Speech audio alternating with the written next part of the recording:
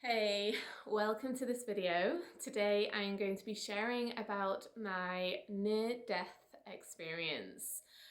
I have not shared about this on social media out in public since this happened a few months ago because I wanted to give myself a little bit of time to process it, asking myself the questions: why did this happen to me? What was it that happened?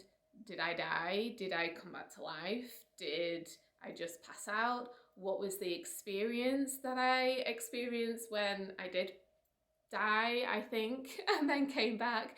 And then researching what other people's experiences of this kind of situation has been, and yeah, trying to process it all. So I've taken a good few months to kind of sit back, reflect, journal, meditate, read upon it, watch different documentaries on it, and yeah, I really resonate with a lot of the other stories that are out there, and it's something very similar to what I experienced.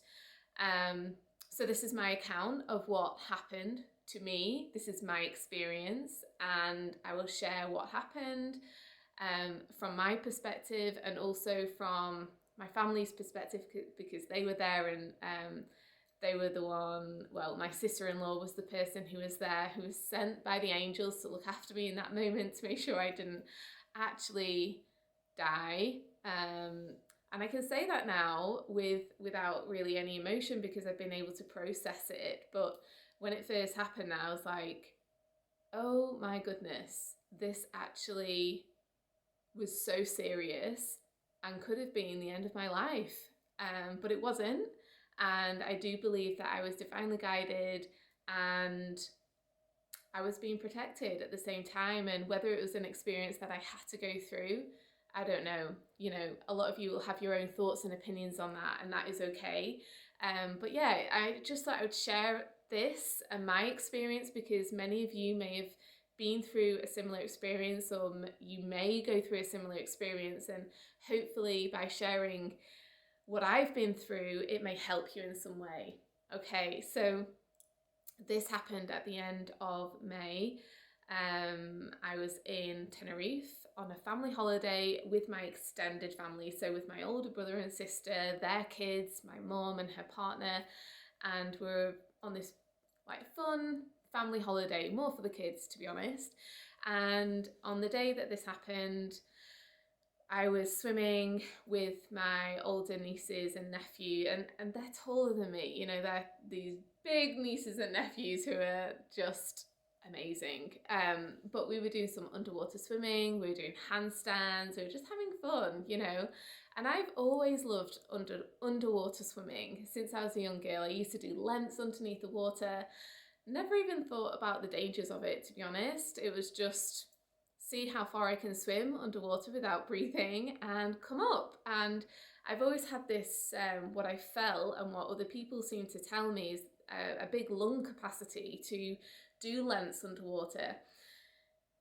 In hindsight, now that I know a lot more about this kind of, that it's actual thing, you know, like free diving and all of that, I would not recommend doing any underwater swimming, especially without anybody else being there, or just doing it for fun, unless you really know your limits and know that you can really listen to your body when you need air and all of that. Anyway, okay, so I was doing some underwater swimming with my nieces and nephew, and then I was like, oh, that felt really easy. Like I had loads more breath in me and I could have gone a lot longer. And so I thought, I'm just going to see if I can get to the next ladders. As we do in our humanness, we like to push ourselves, don't we? And well, I know I do. And again, it was just all fun. It was innocent fun that turned out a bit traumatic. So at the start of this length, I took in some deep breaths, really calming my nervous system, and then I went down in the water. I was swimming underwater, and then I saw this group of guys that were next to the ladder where I knew I needed to come up. And I remember going past them thinking, okay, I'm going to come up. As soon as I pass them, I'm going to come up because, yeah, I'm really feeling like I need to breathe, basically. But then that was really the last thing I remember, and then I passed out in the pool. Now, from my sister-in-law's perspective, who was luckily, she walked down the whole length of the pool watching me, and when she got to the ladders, she said that I was at the ladders, like touching the ladders, but I still had my head down. And then the next thing, I just sank to the bottom of the pool. And she said that she thought at first that I was just showing that I had all this extra breath, which, you know, sometimes we do. We kind of like to show off a little bit, don't we? And be like, oh, I've still got all this left. I'm going to go a bit longer because I can. But that wasn't actually the case. I had passed out. And the moment I sank to the bottom of the pool, she was like, oh no, like something isn't wrong. I mean, something is wrong. And she got straight in there, scooped me up from the bottom of the pool and popped me on the side of, you know, the side of the pool. She said I was completely blue, like lifeless, and it scared the living daylights out of her, but because she knows that I was obviously in the water, she couldn't resusc me because I'd swallowed loads of water. So she was just like smacking my back, shouting my name like, Sally, Sally. Loads of people started gathering around me. And yeah, it was, and then yeah, some more of my family, because they were on the other side of the pool because I've just swam from there. They were coming over, and then I came back around probably about 30 seconds, a minute later. That kind of rough, I was out for about a minute, I think, from what people have told me. And then I was obviously really disorientated when I came back around. So that's it from that side of the story. Now, from my perspective, what happened, I do remember doing this movement, like where I was gliding on top of the water, and then that's all I remember. And then the next thing, it was, now you can imagine, actually, from that moment, I would have sank down like this position, like I would have been I was face down on the bottom of the pool, you know. So when I was scooped up, yeah, I was face down basically. But what happened in my experience, I was like floating in this abyss, like almost like this position where I was facing upwards, and it was just this most beautiful, peaceful bliss moment where I was just surrounded by so much peace. I felt so much peace. I felt so much love. It was, when I think back, it's like beautiful, but also kind of scary, you know, especially when we think about people who are in really traumatic situations in their life, knowing that perhaps, you know, life after death may be peaceful. You know, for me, I believe it is, but, you know, we're here to live this human experience, knowing that we can get through anything. Anyway, I digress. So I was floating in this abyss, and it felt heavenly. It felt like I was just swimming in love, in peace, in bliss. That's all I can describe it as. It was just no other feelings, no other thoughts, beauty, love, bliss. And then these images started fastly coming, and I was like, what are they showing me? And then I remember seeing images, flashbacks of my childhood and different things, and then I'd see, it was like the ocean, and then a close-up of a flower, and then the petals, so I could see into the cellular constructs, or is that the right word? I don't know, of that plant.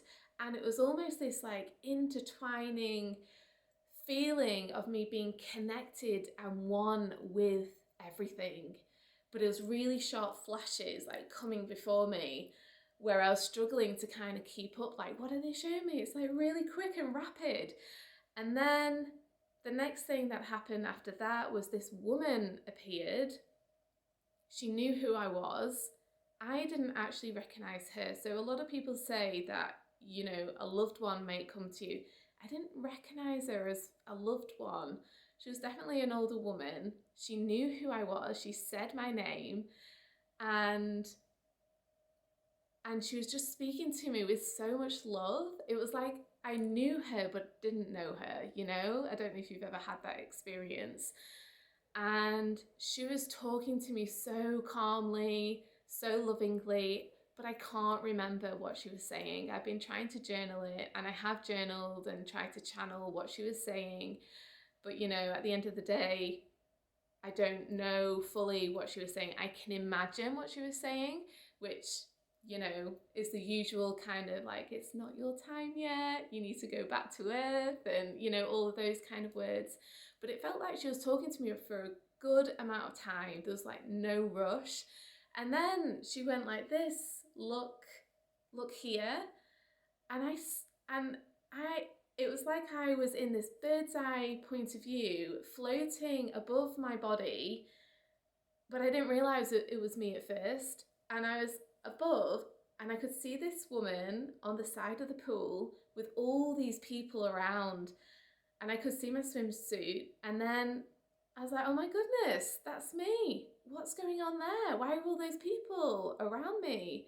And it was almost like I was dreaming, but wasn't. And she was still talking to me, and I could hear the noise of what was happening down there very, very faintly, but it wasn't loud at all. It was, this woman was talking to me so clearly, so lovingly, and she was just there with me, like watching what was happening on earth. And then a few seconds later, it was like a boom, like I dropped back into my body, and the noise just like in my own head. And it was the most insane, crazy experience I've ever experienced, because it was so peaceful, and then suddenly it was like you're back in your body. And I recognized Joy's voice, who's my sister-in-law, and she was like, Sally, Sally, Sally, Sally, you know, saying my name. And I came back around. I remember just getting myself in a kneeling position, and I rolled up, and there was all these people around, and she said, you passed out, you nearly drowned. And I saw my husband, I saw one of my kids, and he was crying his eyes out. And yeah, it was such a disorientating moment when I came back around. And I just remember saying, who was that woman who was talking to me? There was a woman. Where did I go? What just happened? I said, I went somewhere. I went somewhere. Who was that woman? What was she saying? I just had to repeat these words time and time again. And then I said, it just felt so peaceful. It felt so blissful. It was beautiful. And it took my breath away. And, you know, straight away the lifeguards were there and everything, and I was trying to make sure that I was okay. I was like, yes, I'm okay. I felt hugely embarrassed, a lot of shame, because for all the holiday, I mean, that was our second day there. For the majority of the holiday and thereafter, you know, we're watching the kids constantly in the pool. We're with them in the pool, like, are they okay? Are they safe? Have they got their floats on? And then there was me as the adult at the bottom of the pool. And I felt a lot of embarrassment attached to that. That's what could get me upset as well. All because I was having fun, innocent fun, and doing some swimming underwater. But I guess there is a message and something to be learned in every experience with that, knowing that I will never do that again. I want to talk about other things, but I'll just finish this little section off. And so my youngest was asleep on this, you know, in the shade on the sunbed, and my middle one just had no Scooby-Doo of what was going on. So it was my eldest son who saw me. And yeah, anyway, I went back to sit down. The lifeguard's like, are you sure you're okay? Like, how do you feel? I was like, yes, I'm fine, I'm okay. I felt like I had a really sore throat, like almost like I'd been really screaming and it had been constricted, and immense pain in my calves. Like, you know, when your muscles freeze, what do? They cramp.